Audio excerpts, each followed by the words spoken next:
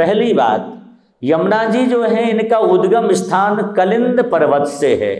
जो पीछे पर्वत है उस पर्वत का नाम है कलिंद पर्वत, और बिल्कुल कलिंद पर्वत के इस तरफ यमुना जी बह रही हैं, ठीक उस तरफ बिल्कुल अगर कोई सीधे पहाड़ चढ़ेगा तो उस तरफ गंगा जी है। दोनों गंगा यमुना साथ साथ बह रही हैं वहाँ पर। उसका कारण है, एक असित नाम के ऋषि थे, पुराणों में उनकी कथा आती है। उनका नित्य का नियम था, असित ऋषि का आश्रम कलिंद पर्वत के ऊपर ही था, तो वो रोज गंगा जी में उतर के स्नान करने जाते और नित्य ही यमुना जी में भी स्नान करते। पर जब उनका शरीर कुछ ऐसा हुआ तो फिर गंगा यमुना ने कहा कि आपको दूर आना पड़ता, हम इसी पर्वत के बिल्कुल निकट से बहेंगे आपके आश्रम से। तो गंगा यमुना दोनों नदियां बिल्कुल साथ साथ वहाँ से हैं, अगर वो पर्वत ना हो तो दोनों धारा एक हो जाएंगी, ऐसी स्थिति वहाँ पर है। वहाँ पर एक सप्तऋषियों का आश्रम है, आजकल वो रास्ता बंद है, पहले रास्ता खुला था। वहाँ 7 कुंड हैं, उन सप्तऋषियों के जो कुंड हैं वहाँ सप्तऋषि तप करते थे, तो वहीं पर आकर के भगवती यमुना ने तप किया। उसका कारण है,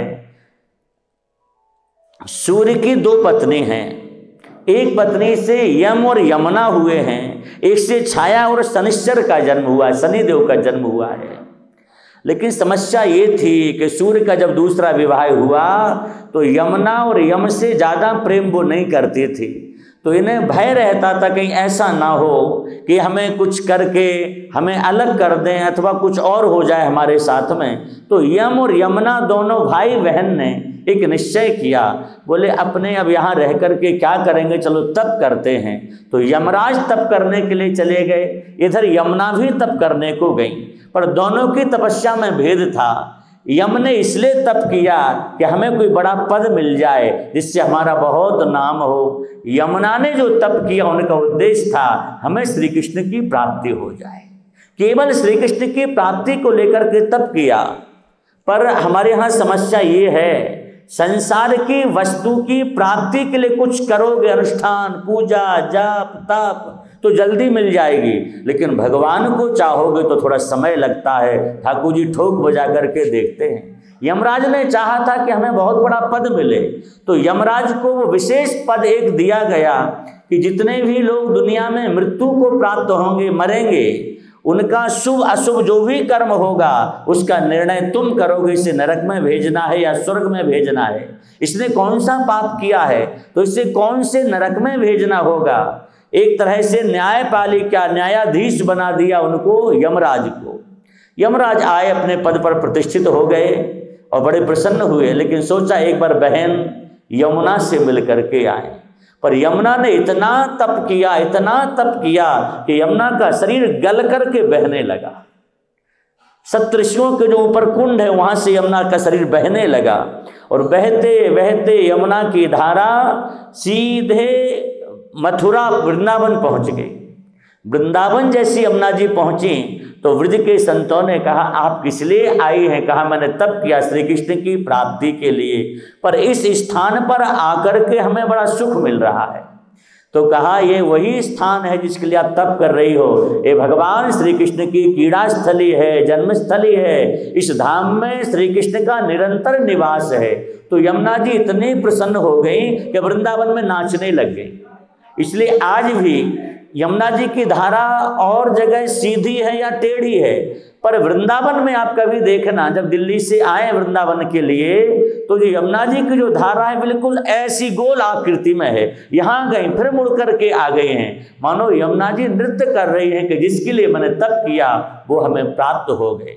जब यमराज यहाँ कलिंद पर्वत पर आए और उन्हें अपनी बहन दिखाई नहीं दी, लोगों से पूछा हमारी बहन कहाँ गई? ऋषियों ने कहा कि हम सब तप कर रहे थे, उनका शरीर गल करके जल बन गया और बह गया है। उस जल की धारा के किनारे किनारे चल करके यमराज मथुरा पहुंच गए। जैसे वृंदावन पहुंचे हैं, यमुना जी ने देखा मेरे भाई आए हैं, भाई बहन का मिलन हुआ है। और जैसी मिलन हुआ यमराज ने कहा यहाँ कहा बस जिस लिए मैंने तप किया वो हमें प्राप्त हो गया है। तो कहा मुझे भी एक विशेष पद प्राप्त हुआ है। यमुना जी बोली तो कहा तुम्हें लेने आया तो मेरे साथ चलो। यमुना जी को लेकर के यमराज यमलोक गए हैं। अपनी संयमनीपुरी। यमलोक तो यमराज रहते इसलिए उसे कहा जाता है। यमराज जहाँ के राजा, उस नगर का नाम है संयमनीपुरी, वो संयमनीपुरी है। तो वहाँ लेकर के यमुना जी को गए, सुंदर कक्ष दिया, रहने के लिए निवास दिया। यमराज अपने काम में लग गए तो यमुना जी यमराज के भवन में घूमने लगी। जब यमुना जी घूम रही थी तो एकाएक एक कमरे को खोला। आज की भाषा में उसे कमरे ही कहेंगे हम, बाकी वहाँ तो बहुत विशाल भवन है उनका। जैसे उस कक्ष को खोला, देख करके यमुना जी आश्चर्य में पड़ गई। मेरा भाई ऐसा हो गया। वहाँ कई जीवों को, किसी के हाथ काटे जा रहे थे, किसी को गर्म पानी में उबाला जा रहा था, किसी पर गरम गरम तेल डाला जा रहा था, किसी को आरे से काटा जा रहा था, वो चीख रहा था, चिल्ला रहा था, लेकिन किसी को नहीं छोड़ रहे थे वो यमदूत। यमुना जी देख करके कांप गई और सीधे यमराज के निकट गई। जा करके कहा, मैंने कभी नहीं सोचा था कि तुम इतने नीचे गिर जाओगे। तुम्हारे लोक में इन जीवों ने क्या पाप किया है जो अपने प्राणों की भीख मांग रहे, गिड़गिड़ा रहे, रो रहे हैं, और उन्हें भी ऐसा दंड दिया जाता। मैं ऐसे घर में एक क्षण नहीं रुकूंगी, अभी जा रही। जैसी बहन जी नाराज होके जाने लगी तो भाई बहन का प्रेम तो होता ही है। यमराज आसन से उठे, बहन का हाथ पकड़ लिया, बोले बहन मेरी बात तो सुनो। कहा बात नहीं, हम तुम्हारा मुंह नहीं देखना चाहते। मैं सोचती थी मेरा भाई बड़ा धर्मात्मा होगा। तब यमराज ने कहा, बहन पूरी बात तो सुनो, यहाँ मैं किसी को दंड नहीं देता हूँ, ना ही मेरा कुछ, मुझे ये पद मिला, अधिकार मिला है, कौन क्या कर रहा है, क्या नहीं कर रहा है, किसने कैसे कर्म किए, और उसका फल हमें उसको भोगने के लिए देना पड़ता। हमें उस पद पर नियुक्त किया गया, जो जैसा करेगा हम उसको यहाँ ला करके उतने तरह के कष्ट देते हैं। यमुना जी ने कहा, भैया पर ये उचित नहीं है, आज के बाद मैं कभी आपके यहाँ नहीं आऊँगी। यमराज ने कहा, बहन आप आओ और हम कुछ संशोधन करते हैं इसमें। क्या? बोले ये विभाग तो भगवान ने हमें दिया, उन्हीं से प्रार्थना करते हैं। हमारी बहन जी नाराज हो रही है तो क्या करना चाहिए हमको? उस समय भगवान ने कहा, बहन जी क्या चाहते हैं? बोले ये चाहते हैं किसी जीव को कष्ट ना दिया जाए। कहा ये तो संभव नहीं, अपने अपने कर्म फल को भोगना पड़ेगा। लेकिन भगवान ने कहा, तुम्हारी बहन की इन जीवों के प्रति इतनी करुणा उत्पन्न हुई है, इसलिए एक वरदान हम जरूर दे रहे हैं। जो यमुना के जल में, जहां से यमुना का उद्गम है, एक बार स्नान नहीं केवल दर्शन कर लेगा, उसे यम यातना नहीं भोगनी पड़ेगी।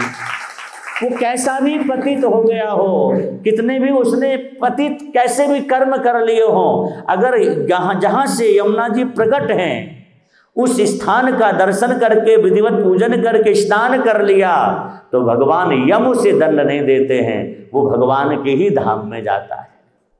तो ये यमुना जी को वरदान भगवान ने दिया है। यमुना जी आने लगी, बोले भैया आप हमें छोड़ने चलो। तो यमराज छोड़ने के लिए मथुरा आए। जब मथुरा आए, यमराज ने कहा हमें बहुत सारा काम होता, जाना पड़ेगा बहन, इसलिए हम जाएं। तो यमुना जी ने कहा, भैया आप घर आए हो तो वैसे भी बहनों को भाई का तिलक करना चाहिए। तो कहा हम आपका तिलक कर दें। यमुना जी ने अपने भाई का तिलक किया। जिस दिन तिलक किया उस दिन दीपावली का दूसरा दिन था, द्वितीया थी। जब ये तिलक किया, अपने भाई को वरदान दिया, आशीर्वाद दिया, तब यमराज ने अपनी बहन को आशीर्वाद दिया। आज की तिथि पर जो बहन अपने भाई को तिलक करेगी, उसका भाई कभी अकाल मृत्यु को प्राप्त नहीं होगा, उसका भाई कभी यम यातना नहीं भोगेगा। और दूसरा वरदान दिया, यमुना जी ने कहा भैया आप जा ही रहे हैं तो आज हमारे साथ स्नान कर लीजिए। तो द्वितीया को यमुना जी ने और उनके भाई यमराज ने साथ में स्नान किया, हाथ पकड़ करके। तो वो भी वरदान दिया कि जो यम द्वितीया के दिन कहीं भी यमुना जी के जल में, यमराज यमुना जी ने मथुरा में स्नान किया था, कहीं भी आप यम द्वितीया के दिन यमुना जी के जल में स्नान कर लेंगे, भाई बहन दोनों एक साथ, तो वो भी दोनों, ना भाई ना बहन, कभी यमलोक नहीं जाते हैं, वो भगवान के ही सानिध्य में जाते हैं, भगवान ही उनको सब कुछ देते हैं। तो ये तो यमुना जी के प्राकट्य की कथा है।